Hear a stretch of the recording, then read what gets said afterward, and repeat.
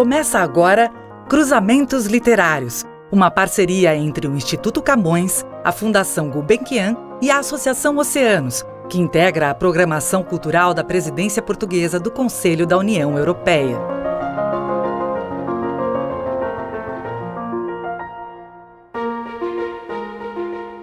Olá, bem-vindos ao Cruzamentos Literários. Eu sou a Isabel Lucas, jornalista e um dos curadores desta série de podcasts na qual, 2 vezes por mês, conversamos com um escritor de língua portuguesa para conhecer mais sobre a sua obra e o modo como pensa o mundo e a literatura.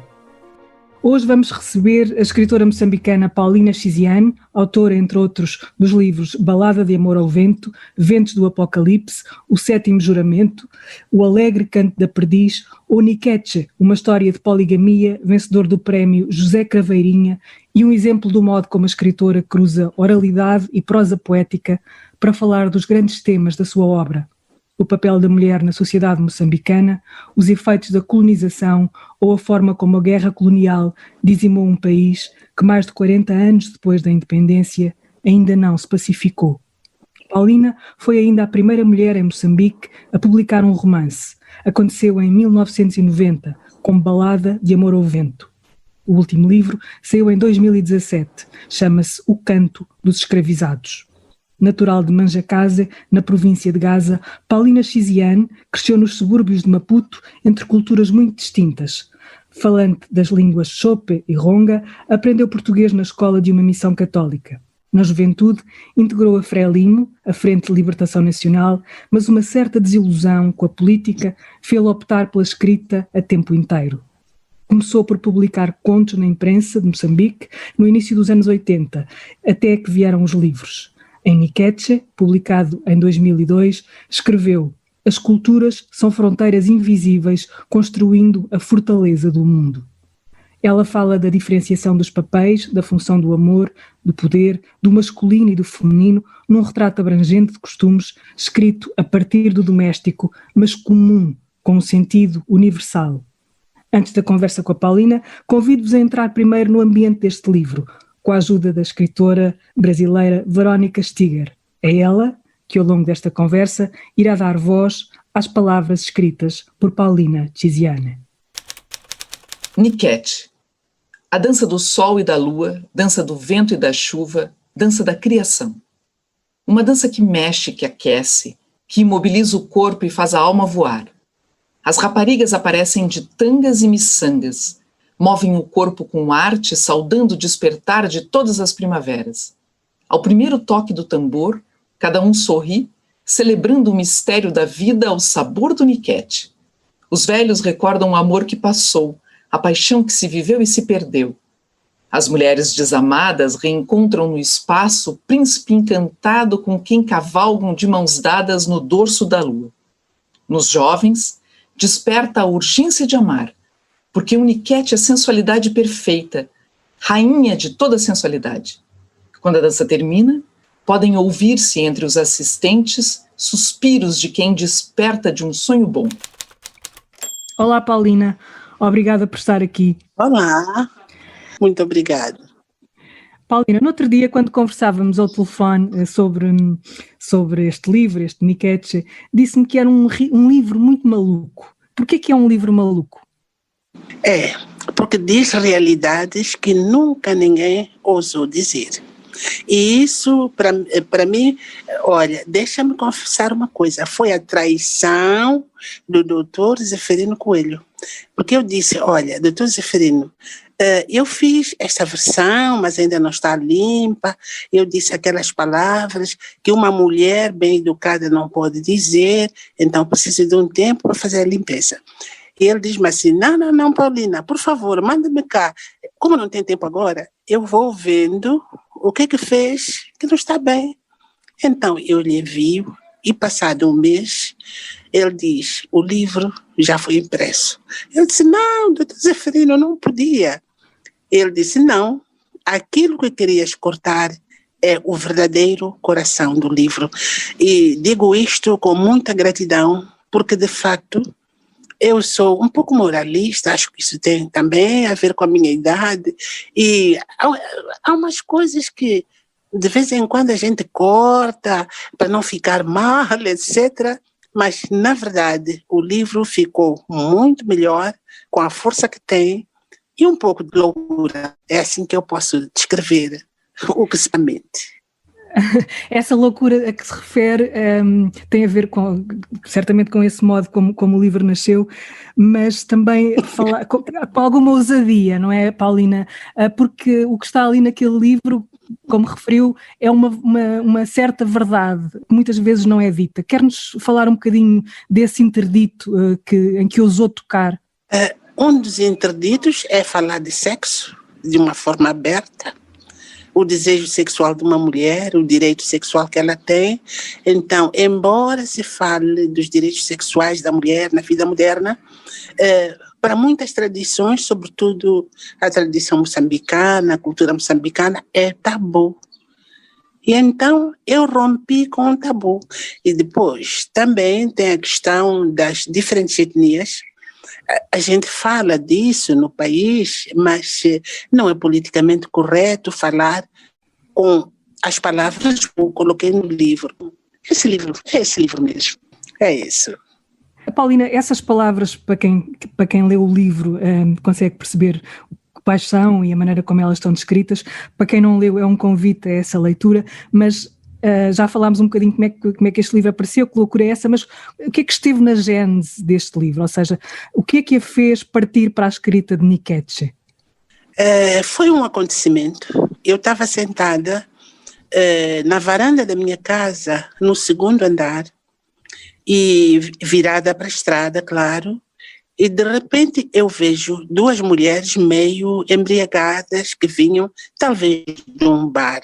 Pararam numa casa em frente à minha e bateram a porta. Dali saiu uma senhora com um bebê muito pequeno. E as duas embriagadas começaram a gritar: olha, viemos para te informar que o teu marido já dormiu conosco. Enquanto tu estavas grávida, ele estava conosco e nos dizia muitas coisas sobre a vossa relação sexual. Tu és menos gostosa que nós as duas. Eu achei aquilo muito estranho e fiquei atenta. Então veio uma sucessão de palavrões que as duas bêbadas diziam para a pobre senhora. E eu, pessoalmente, por sentir que, pronto, a senhora estava a ser agredida no seu recinto, eu liguei para o marido, que é meu vizinho. E eu disse: olha, a sua casa está a ser assaltada. Estou a ver aqui da minha varanda. E ele diz: ai, vou já correr. Então ele vem a correr e encontra este cenário. E o mais interessante foi, o senhor, quando percebeu o que estava acontecendo, deu passos em retaguarda e desapareceu. Quem socorreu a mulher dele e a criança foram outros vizinhos. Fiquei muito zangada com este senhor durante um bom tempo. E quando dei por mim, estava a escrever aqueles palavrões que aquelas loucas diziam. Estava a descrever aquele momento que tanto me incomodou. E de seguida o livro foi crescendo, mas a gênese foi mesmo essa, uma briga de rua de duas mulheres bêbadas contra uma dona de casa. Estamos a falar da história que deu origem à história de Rami. A Rami é a narradora do livro, é a primeira mulher de Tony, e ela, Rami, decide conhecer cada uma das outras 4 mulheres com quem partilha e acaba com quem partilha uma certa um amor, não é? Para ela era um amor mais ou menos inquestionável, e acaba por estabelecer com elas uma espécie de pacto que desafia os preceitos do sistema poligâmico. Isto é mais ou menos, de uma maneira muito simplificada, aquilo que vamos encontrar aqui como ponto de partida, e eu queria juntar isto a umas palavras que eu me lembro que a Paulina disse numas correntes de escrita na Póvoa do Varzim há uns anos, que o olhar de um escritor é uma espécie de olhar de um caçador, ou seja, ele capta uma imagem, uma história, e vai vivendo com ela como um caçador com a sua presa até a transformar numa história. É mais ou menos isto? Foi isto que aconteceu? Foi exatamente isso que aconteceu. Aquela história ficou presa em mim. Portanto, cacei sem querer, mas ela se prendeu e tornou-se no livro que é. Paulina, e quando este livro é apresentado e quando se fala da sua escrita, ele aparece como um livro simbólico, um romance simbólico da literatura enquanto uma espécie de ato de resistência, no caso, uma resistência que é política e que tem a ver com o empoderamento da mulher também em Moçambique e mais genericamente em África. Como é que vê este olhar sobre a sua literatura? Revê-se nestas palavras? Para mim, a literatura e este livro, de uma forma concreta, é uma espécie de negociação de identidade. A minha identidade como moçambicana, como africana, a minha identidade feminina. Sou mulher e eu existo e tenho o meu mundo e os meus conflitos. Então, a partir deste livro eu abordo várias questões ligadas à condição da mulher no sistema cultural e vou assim negociando mesmo a minha identidade feminina. Vou à rua e canto em surdina a canção do desencanto. As mulheres são um mundo de encanto e de silêncio. Dizem que elas falam muito. Pode ser verdade. Dizem que elas falam demais, talvez. Mas elas falam de coisas fúteis, de insignificâncias.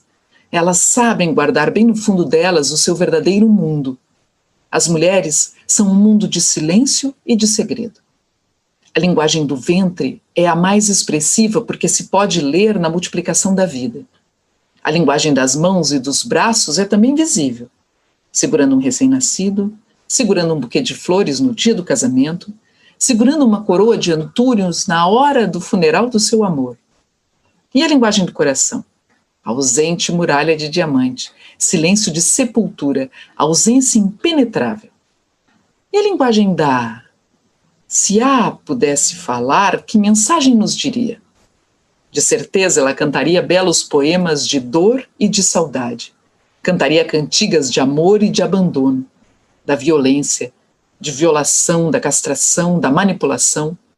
Ela nos diria porque chora lágrimas de sangue em cada ciclo.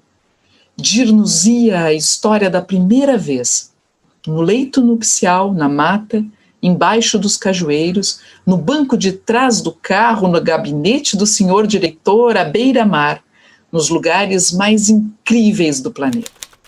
E nesse modo de identificar a sua identidade, que passa um bocadinho da redundância, a Paulina foi a primeira mulher em Moçambique a publicar um romance. Isto tem a ver também com esta luta, não é?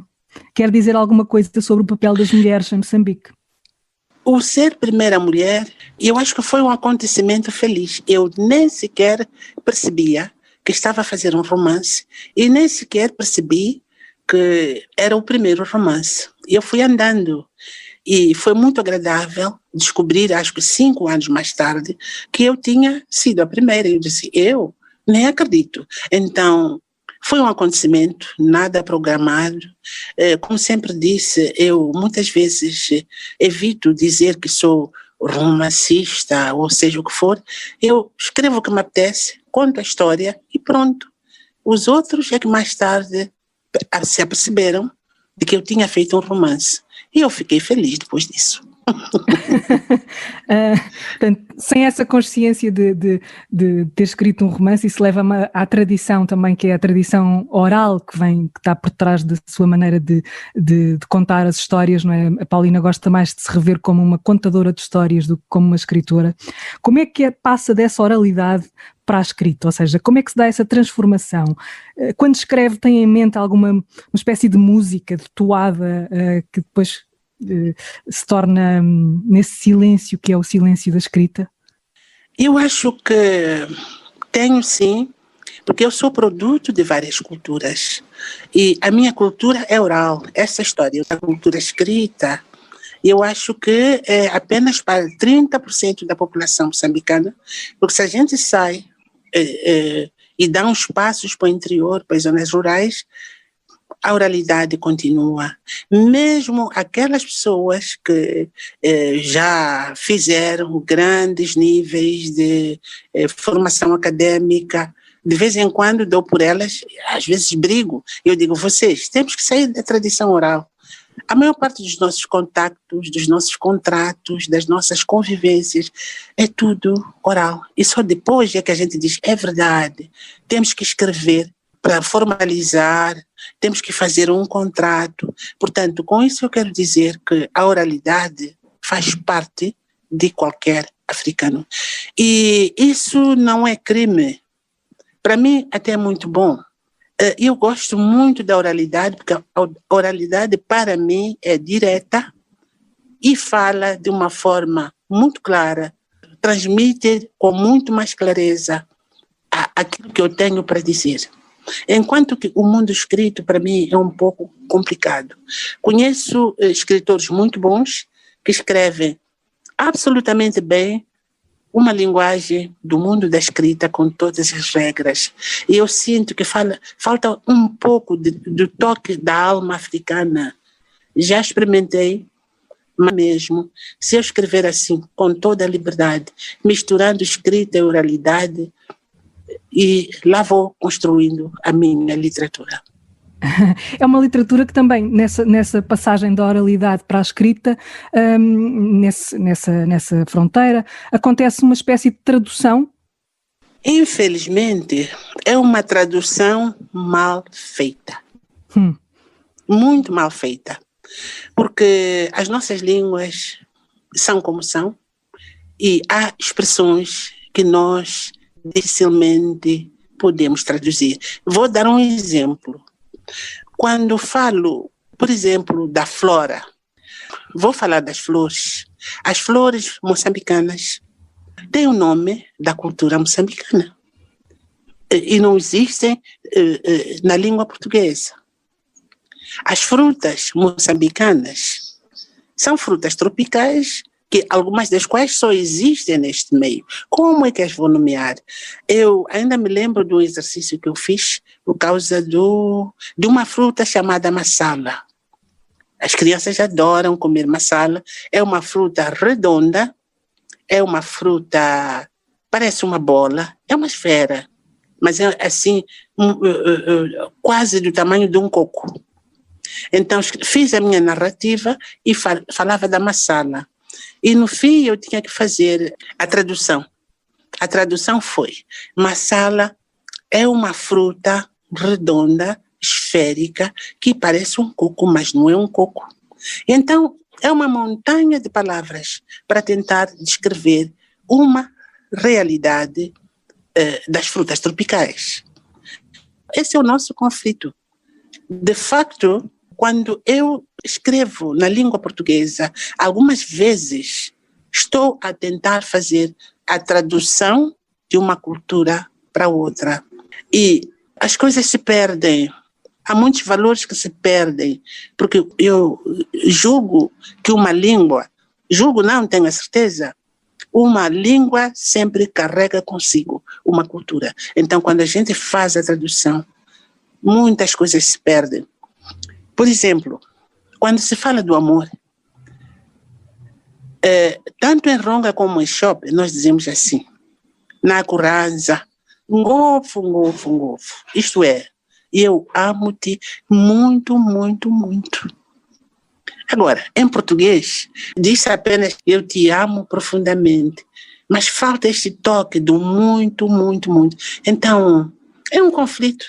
Mas olha, a gente vai superando, usando esta técnica e aquela, tentando traduzir, e as coisas lá vão saindo.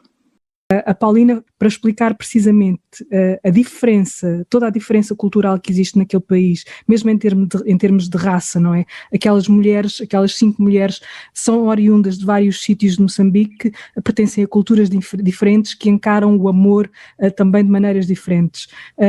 O processo da escrita deste livro, como é que chegou à forma do livro para poder conter tudo isto que ele tem? Eu tenho a grande sorte de circular em todo o país. Já vivi em quase todas as províncias.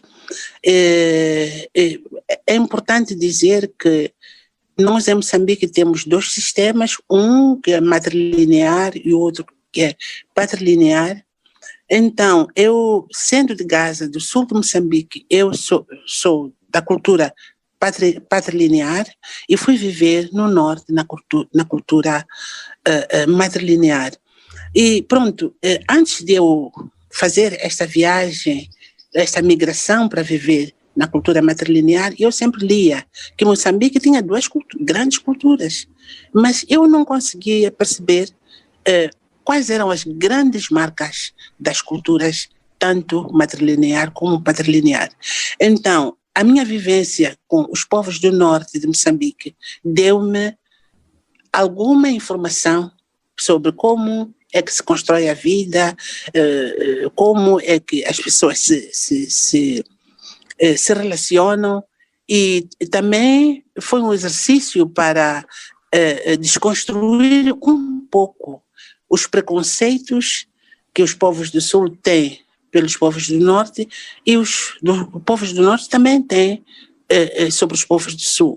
Bom, somos um país uno, somos diferentes, somos iguais, estamos no mesmo país, e então precisamos, de vez em quando, de fazer este diálogo entre as diferentes culturas. Vou dar só um exemplo daquilo que é o sistema matriarcal. O centro da vida é a mulher, e tudo gira à volta dela. E, por exemplo, no sistema patriarcal de onde eu venho, assim como também o sistema patriarcal europeu, português, o sexo é olhado como o lugar do pecado. É por isso que, então, a criança, quando acaba de nascer, tem que ser batizada para ficar purificada, porque nasceu do pecado que é o sexo da mulher. Na região matrilinear, o sexo é o lugar do sagrado. Isto é, eles dizem, sobretudo nos ritos de iniciação, mulher, cuida do teu corpo, porque dentro de ti residem as sementes da eternidade. A primeira vez que eu ouvi esta afirmação, eu fiquei meio louca. Eu disse, Deus do céu, o que é que eu estou a ouvir? Sim, é real. Perguntei às pessoas, eles me explicaram. Aliás, perguntaram, Paulina, de onde é que tu vens? Dei uma resposta, disseram, seja clara. De onde é que tu vens? Nasci do sexo da minha mãe. Então, o lugar do nascimento, o lugar da gestação, desde o princípio do mundo, está no corpo de uma mulher. Então, o sexo é sagrado. Eu tenho que dar muitas graças a esta informação que me transformou. Porque a cultura europeia, algumas culturas nossas, africanas, patriarcais, a cultura também islamizada, veio se introduzir neste povo e com a sua maneira de ver o mundo. E fez-me tão bem a mim saber que, afinal, dentro do meu país, existe um espaço onde as mulheres têm lugar. Então, é esse lugar da mulher que eu reivindico. E acredita que quando o livro começou a circular na região sul, as mulheres do sul zangaram-se muito comigo e disseram, Paulina, tu és do sul, mas quando escreves aquele teu livro, colocas o norte como melhor que o sul. Mas pronto, depois de muitas conversas, esse diálogo se estabelece e começamos a identificarmos-nos uns aos outros como sendo filhos do mesmo país. Somos diferentes, claro, a diversidade é que faz a nossa unidade. Eu ia precisamente perguntar-lhe isso. Falou de uma unidade, passados mais de 40 anos sobre a independência, o Moçambique continua a viver numa espécie de tensão. O que é que faz essa unidade de um país que ainda não se pacificou, Paulina? A pacificação é um processo que vai levar o seu tempo. Eu tenho um filho que vai fazer este mês 44 anos de idade. Eu, quando olho para o meu filho, eu digo, que criança, meu Deus, essa criança ainda não cresceu. Com isso eu quero dizer o seguinte, 40 anos na idade de um país é quase nada, talvez 400 anos. Eu não estou muito desanimada com estes conflitos que nós temos, embora sejam difíceis de suportar, São conflitos internos, sim, que vão nos levar ao conhecimento mútuo e à consolidação da nossa existência. Porque, afinal, o regime colonial, quando chegou, impôs-se. Nós tínhamos as nossas diferenças e não tivemos tempo de as resolver porque estávamos todos sob o regime colonial português. O regime colonial já foi, ficamos nós com os nossos conflitos. Então, precisamos de dialogar e, às vezes, lutar para encontrar o equilíbrio. Eu vejo as coisas dessa maneira. Há países que são livres há muitos séculos e continuam com conflitos. Agora, 40 anos, idade do meu filho, não é nada, é muito pouco. É claro que temos que ir resolvendo as nossas diferenças, mas reconhecendo também que a história de um povo leva séculos e milénios. Preciso de um espaço para repousar o meu ser. Preciso de um pedaço de terra. Mas onde está minha terra? Na terra do meu marido? Não, não sou de lá. Ele diz-me que não sou de lá. E se os espíritos da sua família não me quiserem lá, pode expulsar-me de lá. O meu cordão umbilical foi enterrado na terra onde nasci, mas a tradição também diz que não sou de lá. Na terra do meu marido sou estrangeira, na terra dos meus pais sou passageira. Não sou de lugar nenhum. Não tenho registro, no mapa da vida não tenho nome. Uso este nome de casada que me pode ser retirado a qualquer momento, por empréstimo. Usei o nome paterno que me foi retirado. Era empréstimo, a minha alma e a minha morada. Mas onde vive a minha alma? Uma mulher sozinha é um grão de poeira no espaço que o vento varre para cá e para lá na purificação do mundo. Uma sombra sem sol, nem solo, nem nome. Não, não sou nada. Não existo em parte nenhuma. Acham que eu devo abraçar a poligamia e pôr-me aos gritos de urras e vivas e salves só para preservar o nome emprestado? Acham que devo dizer sim à poligamia só para preservar este pedaço de chão onde repousam os meus pés? Não, não vou fazer isso. Tenho os braços presos para aplaudir e a garganta seca para gritar. Não, não posso, não sei, não tenho vontade nenhuma. Este livro foi publicado em 2002, passaram quase 20 anos. O que é que mudou no papel da mulher na sociedade moçambicana, Paulina? Sou muito suspeita para dizer o que possa ter mudado, mas há muitas coisas que mudaram. Vou dar um exemplo. Quando em 2002 o livro saiu, aqui, alguns acadêmicos mais conservadores olharam para o livro e disseram: a Paulina está a introduzir os seus feminismos na literatura moçambicana. E fincaram o pé. Mas o livro foi andando, o livro está vivo, cada dia mais forte. Qual é o meu espanto quando hoje alguns desses acadêmicos, são os 3 ou 4, já falam do livro com os seus estudantes com uma visão diferente. É um livro que marcou uma época, que marcou uma geração e que continua a marcar gerações.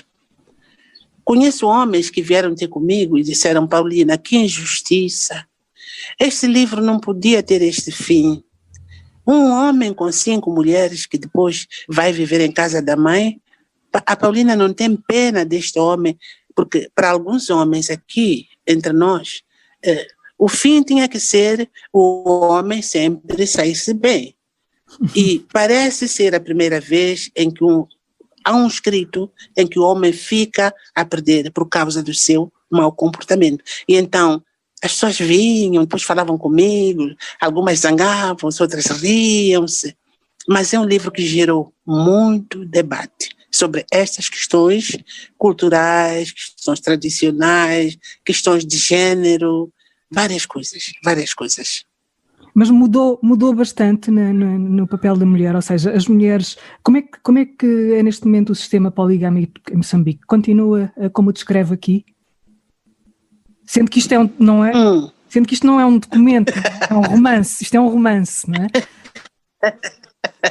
Essa é uma boa pergunta. A poligamia tem todas as vantagens para um homem.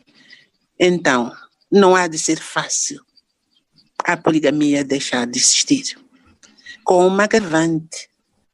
Moçambique é este país que está em guerras permanentes desde o período anterior à independência, e quem morre todos os dias em todas as guerras são homens. Isso é visível. Quando se vai à zona rural, é possível ver que há muitas mulheres sozinhas. E assim, o sistema poligâmico continua, porque tem explicação. Há muitas mulheres e poucos homens. E então, o homem que porventura está por ali, ou serve a todas, ou elas lutam para que ele lhes sirva. Isto é uma realidade que nós não podemos deixar de olhar. Há um déficit de homens. E neste momento, com essas tensões que estamos a ter em Cabo Delgado, há um grande recrutamento de jovens para a guerra. Muitos que vão e não voltam mais. Então, é uma realidade de um país de conflitos. E nos países que tiveram muitas guerras, como o nosso, há este problema da poligamia que os homens aproveitam, porque de facto há mais mulheres do que homens. Sim, ou seja, é um sistema que se alimenta de uma das grandes feridas de Moçambique, neste caso, não é? Que é a devastação causada pela guerra, pelas várias guerras, e que terá começado na guerra pela independência. Exatamente. Esse sistema, de alguma maneira, mais visto a sul do que a norte, não é? No livro isso vem muito bem descrito, e na maneira como cada mulher vive o seu corpo, é outro dos temas também políticos aqui no livro, o corpo visto também como uma espécie de arma, entre aspas. E eu lembro-me de uma entrevista em que a Paulina, a propósito de outro livro seu, dizia que não houve uma arma mais fulminante do que a mulher. Sendo ela tão frágil e tão humilhada por tantas sociedades, ela continua a ser esta arma fulminante. Deus meu, por que me fizeste mulher? Mulher é aquela que tem a língua de serpente, por isso carrega nas costas o peso do mundo. Mulher é Fel, é a misteriosa criadora de todos os males do universo. Mulher é aquela que faz falta, mas não faz falta nenhuma. Por isso, quando morre, as pessoas entornam 2 lágrimas e apenas suspiram. Repousa em paz, queridinha. Repousa as tuas dores e o teu cansaço no regaço da terra. Dorme em paz. Mulher é o eterno problema e não há como solucioná-lo. Ela é um projeto imperfeito. Toda ela é feita de curvas, não tem sequer uma linha reta, não se endireita. É surrealista? Não. É abstrata? Também não. É gótica, isso sim. Tem arcos, abóbadas, ogivas. Ela é mole, ela é fraca, ela é teimosa como a gota de água que tanto bate até que fura. Mulher fala muito e fala demais. Por isso, ela é silêncio, é sepultura, vivendo no poço fundo, no abismo sem fim. Vejam só, ela é gulosa, comilona. Mal foi criada, abriu a boca e pediu a gorda maçã e uma boa mandioca para o seu forno e fogão. Vê-se mesmo que tem carisma de cozinheira. Por isso, Deus mostrou-lhe o cu logo depois da criação. Ela é imperfeita, daí a permanente busca de uma forma concreta, com perucas, rendas, sedas, modas, sapatos de salto alto, penteados, massagens, com batom e joias. Mal aprende a respirar ar puro, corre para os ritos de iniciação para tatuar o corpo inteiro e adquirir escamas de peixe e fugir à forma escorregadia do peixe-barba. Aprende a alugar os genitais em cada dia como quem ordenha as tetas de uma vaca, para ganhar a forma de lula, de polvo, de bico de peru e transformar-se numa terrível canibal. Na mulher, o sangue não acaba. É menstruação, parto, agressão e espinhos no coração. Ainda assim, dá sangue para salvar os moribundos e fabrica o sangue dos filhos, dos netos, dos bisnetos e tetranetos que hão de nascer qualquer dia. Mulher é rija como um monte de feno, e chora por dar cá aquela palha. Continua. Sobretudo quando se fala do norte do país no sistema matriarcal. As mulheres têm os seus segredos, as mulheres não falam alto. Por exemplo, eu vou dar um exemplo de uma colega com quem eu trabalhei na Zambésia. Ela dizia: Paulina, sabes de uma coisa? Meu marido fala muito. Esse fim de semana falou sem parar. Sabe o que é que eu vou lhe fazer, Paulina? Eu vou lhe fechar a boca. Eu vou lhe obrigar a fazer sexo até perder a voz. Coisas destas. E eu perguntei, mas como? E ela diz, é simples. Nós, nos ritos de iniciação, aprendemos como dar vigor ao corpo feminino para arrebentar o vigor de um homem. Estou a dizer, na próxima semana, o meu marido, durante o fim de semana, não vai falar, porque eu vou lhe castigar. Bom, são segredos que eu não conheço, não tive acesso, porque não é minha cultura, mas aquelas mulheres são terríveis, são poderosas, elas sabem o que fazem. Ou seja, esse empoderamento da mulher também é uma coisa tão antiga quanto os abusos de que elas são alvo, não é? Tendo sido a nossa história sofrido o grande apagamento da noite colonial, nós não sabemos quem somos. Nos últimos tempos, eu, de vez em quando, fico a fazer leituras, a tentar perceber o que é a mulher os princípios do mundo. Bom, digo princípio do mundo a partir do momento em que eu tenho acesso a alguma informação. Primeiro, as mulheres de hoje em Moçambique ainda não conquistaram o lugar e o papel das mulheres do passado africano na história. Nós temos grandes mulheres que entraram na história universal.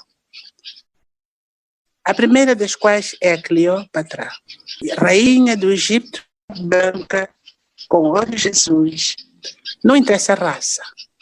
Ela é africana e, na história do mundo, não houve mulher como ela. Que o lugar da mulher em África era outro antes da colonização. Portanto, a Europa vem, coloniza-nos com as suas ideologias e porque nós não temos acesso a grandes informações, pensamos que a emancipação e o empoderamento da mulher é alguma coisa que começa hoje. Isso não é verdade. É preciso ver o caso da Líbia também. O Gaddafi tinha um exército feminino poderoso. De onde é que vinha? Vinha da sua tradição. Nós perdemos a tradição por causa das influências das religiões e dos sistemas coloniais, mas alguns países africanos mantiveram.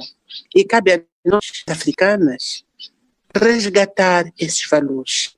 Aqui neste país nós tivemos uma mulher que atingiu o nível de primeira-ministra, que é a Luísa Diogo. Tudo bem, é excelente para o território moçambicano, mas para o continente africano nós temos mulheres de dimensão universal e dimensão intemporal. Estava a falar da colonização. A colonização trouxe muita coisa. Ainda hoje estamos a falar de o que será este momento do pós-colonialismo e o que é que ele representa nas sociedades africanas, sobretudo, mas também, no caso da língua portuguesa, o Brasil tem histórias diferentes. Eu sei que a Paulina já fez este tipo de paralelismo entre o período de pós-colonização no Brasil e o pós-colonização em Moçambique. O que é que há de diferente e o que é que há de igual, além da língua, não é? Porque a colonização trouxe uma língua comum, mas com as diferenças depois cada tradição e cada geografia também lhes incutiu e cada experiência de fala também lhes incutiu. Mas o que é que há de comum e diferente entre estas duas realidades separadas pelo Atlântico? Neste caso não é o Atlântico, é o Índico, e ainda é um continente e só depois é que há o Atlântico, não é? Ok, eu acho que é uma conversa muito longa. Há muitas coisas comuns entre Moçambique e Brasil e há também muitas diferenças. A história comum é que, por exemplo, os afrodescendentes são filhos da África que estão num território que não lhes pertence, vivem e lutam pelos seus direitos de existir num território que afinal é seu, porque eles é que construíram também, os seus braços também construíram aquele continente. A realidade de África ou de Moçambique é diferente. Nós lutamos contra o colonialismo. O colonialismo já se foi, continuamos no nosso solo africano. Então, nós estamos mais assentes na terra, temos o nosso lugar de pertença. Estou a falar dos africanos, dos moçambicanos, africanos de todo o continente. Agora, os afrodescendentes, por muitos direitos, um dos quais é o lugar de pertencimento. Eles têm que se sentir brasileiros e brasileiras. Assim, então, esses são alguns aspectos que nos aproximam e que nos diferenciam. E há uma realidade também que eu constatei no Brasil. O Brasil, durante muito tempo, os afrodescendentes não conheciam a história da África. E o Brasil é um pedaço da África. Da música, a cultura, a culinária, quase tudo que eles têm foi trazido dos países africanos. E eles não conheciam. Este romance de Keche, as mulheres, falando de raça, as mulheres são olhadas de modo diferente em função da cor da sua pele. Quanto mais clara, melhor na escala social, não é? E eu lembro-me de O Alegre Canto da Perdiz. Há uma família negra em que a mãe prefere o filho menos escuro. Como é que as coisas estão neste momento em relação a esta cor de pele? Como é que está o racismo? E como é que a Paulina vê estas nuances, porque as expõe nos seus livros? Como é que olha esta realidade? Esses são aspectos de que a sociedade tem medo de falar. Não são análises permitidas. Eu, que sou um pouco ousada, de vez em quando falo dessas coisas. Mas comecemos por dizer que o preconceito da cor veio com a colonização e impregnou-se em nós. E então, quer dizer, durante séculos, o mais branco foi visto como o mais inteligente, o mais poderoso, o senhor do mundo. Depois seguiram-se os mestiços. Depois os negros de pele clara, quase brancos, eram vistos como próximos dos brancos. Portanto, isto é um preconceito que nos foi trazido pelos sistemas que nos invadiram. Mas também é preciso reconhecer que, em algumas culturas nossas, um bom homem ou uma boa mulher tem que ser devidamente escura. Existem. Mesmo aqui no interior de Moçambique, se um filho vai buscar uma mulher de pele mais clara, esta mulher vai sofrer a rejeição, porque é uma mulher clara é uma mulher fraca, enfim, aquela lista de loucuras que cada povo tem e inventa. Portanto, é o que eu posso dizer, são sequelas do colonialismo e é algo que nós, internamente, temos que lutar por desconstruir e superar para que tenhamos uma sociedade mais equilibrada. Paulina, primeiro, eu sou uma mulher e tudo que é de mulher tem que ser menor. Segundo, eu venho de lugar nenhum, isto é, aqueles moçambicanos que tiveram um estatuto elevado, de formação, etc., vieram dos assimilados. Os meus pais não eram assimilados, faziam parte da resistência. E isso, de certa maneira, contribuiu para que o meu trabalho dentro do país não fosse visto como um trabalho que tivesse algum valor.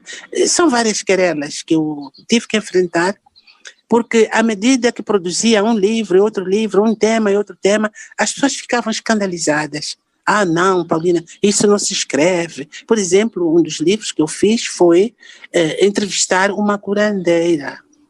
O regime colonial português, assim como algumas religiões dentro deste país, acham que o curandeiro é igual a diabo. Então, entrevistar uma curandeira significa entrevistar o diabo, e eu estou a escrever o diabólico. Era uma vez um amigo meu que sonhou com uma mulher nua. Essa mulher era eu. Ficou de tal maneira transtornado que reuniu toda a família para participar do infortúnio.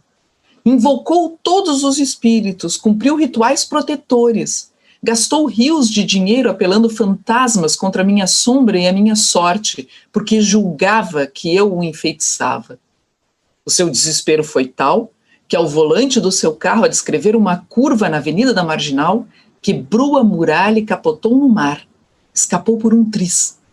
Mais tarde confessou-me: sonhei-te nua porque te desejava tanto e tu simplesmente não me ligavas nenhuma. Nudez de mulher é bênção, maldição, proteção. Há muitos relatos de mulheres nuas acompanhando os guerreiros na hora do combate. Dizem que durante a Guerra Civil, os comandos ferozes, armados até os dentes, levavam sempre uma mulher nua com miçangas na cintura à frente do pelotão. Ela avançava destemida e exibia-se. O inimigo via, acobardava-se. Desmoraliza-se, porque ver uma mulher nua antes do grande combate significa derrota e morte, o fim do mundo. Nas suas manifestações, os naparamas levam sempre uma mulher nua à frente, seu escudo e proteção. Mulher é maldição, mesmo vestida. Os caçadores de grandes feras interrompem a marcha para a grande caçada quando lhes bate o infortúnio de se cruzarem com uma mulher dirigindo seu trabalho. Mulher é também bênção.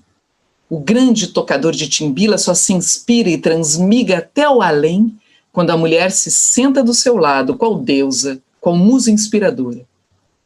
Muitos desportistas recebem a bênção da mulher nua na partida para uma importante partida de futebol. As mulheres dançam nuas no lugar escondido no dia do funeral para abominar a morte. Mibelelê é dança de mulheres nuas para atrair a chuva. Dançar nua ao lado de um moribundo atrai a morte. A Paulina cresceu com as línguas Chope e Ronga, eu não sei se estou a dizer bem, depois aprendeu a língua portuguesa, escreve em português. Como é que se deu esse processo? Ou seja, como é que depois se vê escrever numa língua que não é a sua língua mãe, no fundo, não é? É uma língua que lhe chegou pela escola. Ou seja, sente que poderia escrever noutra língua que não o português? A nossa história colonial determinou aquilo que nós somos hoje. O sistema de assimilação não permitia que se falasse outra língua que não fosse o português. Eu ainda me lembro daqueles requerimentos que os pretos tinham que assinar a dizer que renunciavam toda a cultura, as crenças. Eu poderia muito bem tentar escrever numa outra língua que não seja a língua portuguesa, mas o sistema foi montado desta forma. Eu uso o português como a minha língua e não como a língua de Portugal. Daí que eu escrevo o português que me apetece escrever. É um português cheio de liberdades, não é, Paulina? Isso, disse há pouco uma palavra que muitas vezes aparece também como um interdito, não é? Disse os pretos.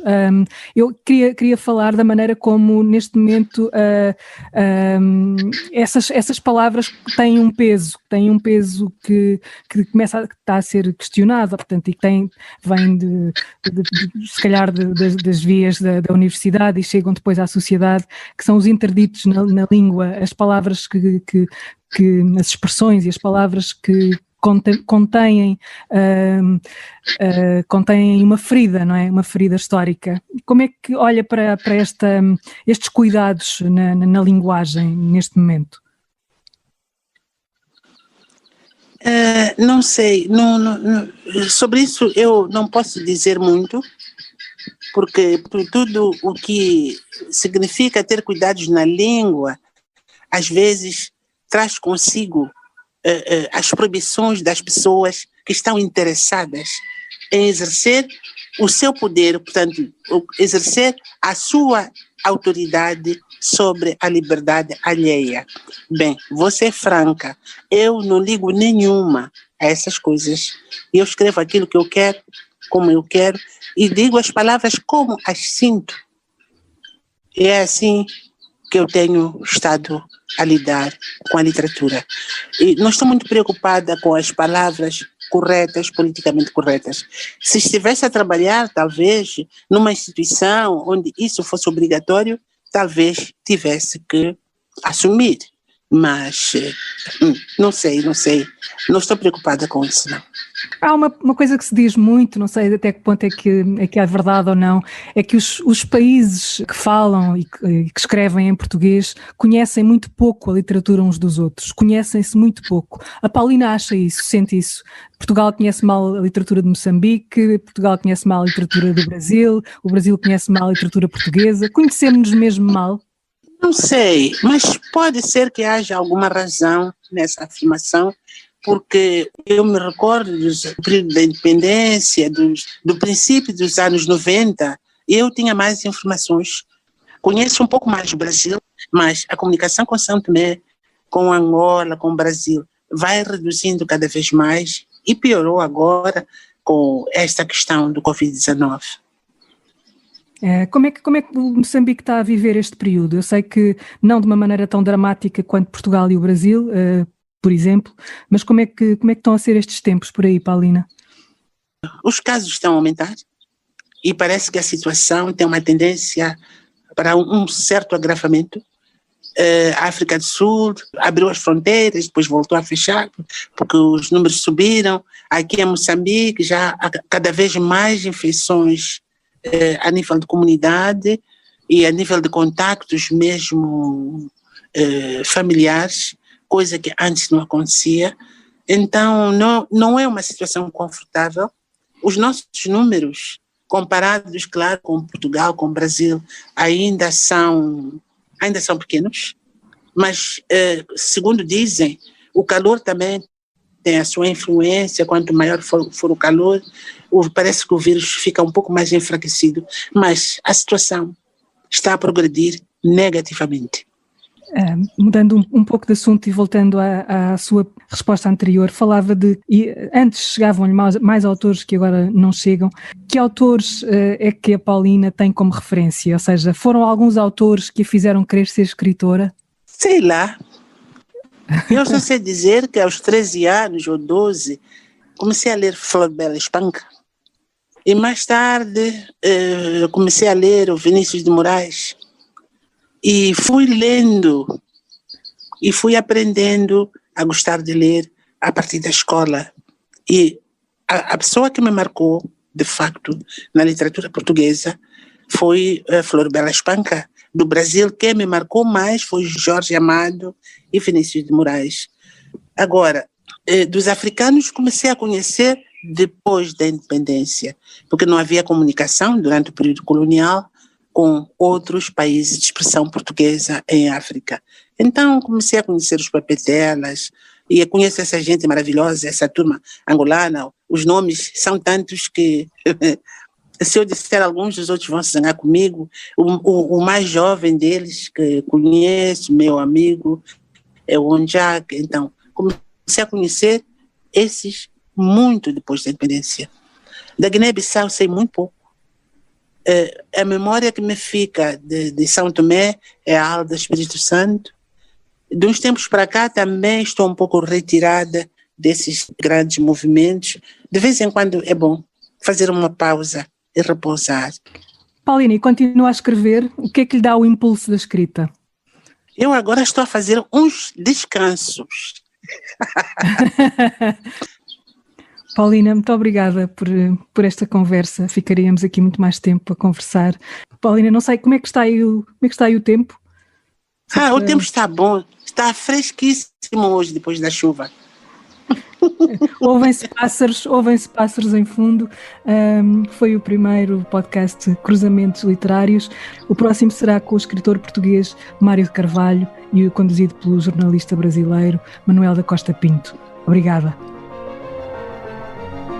Cruzamentos Literários, uma parceria entre o Instituto Camões, a Fundação Gulbenkian e a Associação Oceanos, que integra a programação cultural da Presidência Portuguesa do Conselho da União Europeia.